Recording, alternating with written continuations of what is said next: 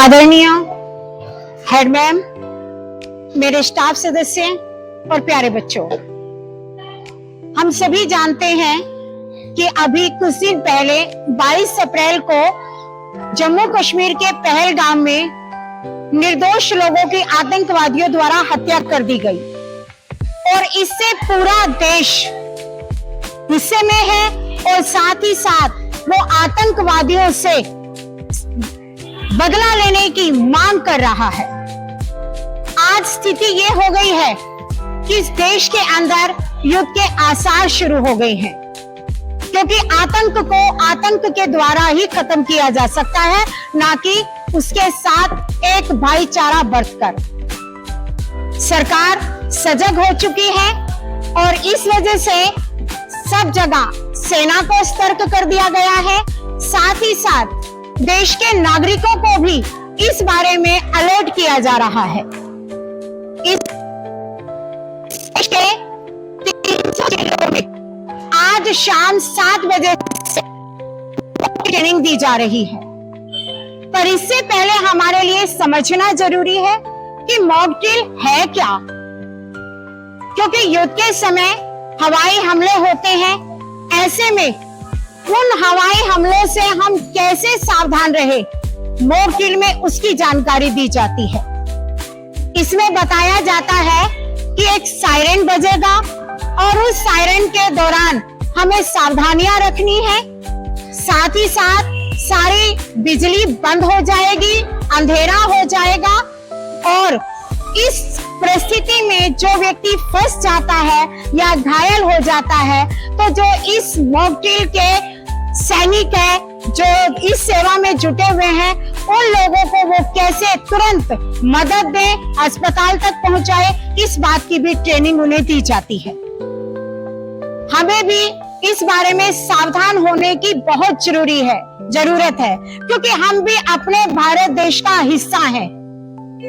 सबसे पहले हमने ध्यान रखना है कि ऐसी परिस्थिति में हम घबराए ना। अगर हम स्कूल के अंदर हैं और सायरन की आवाज सुनाई देती है, तो हमें सबसे पहले क्या करना है, सभी बच्चों को अपने बेंच के नीचे छिप जाना है।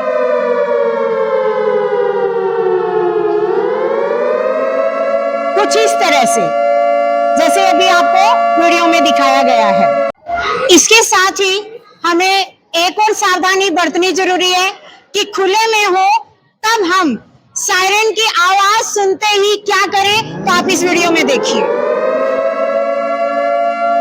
हमें तुरंत पेट के बल धरती पर लेट जाना है।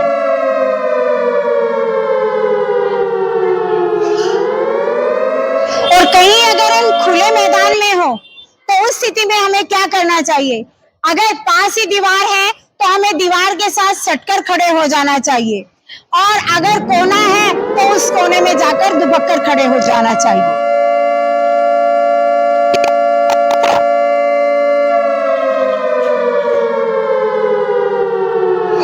देखिए, जब भी युद्ध की स्थिति पैदा होती है तो कुछ तो दिक्कतों का सभी को सामना करना पड़ता है, लेकिन इन सभी परिस्थितियों को अगर हम मिलजुल कर सहन करेंगे तो हम एक दूसरे की मदद कर पाएंगे।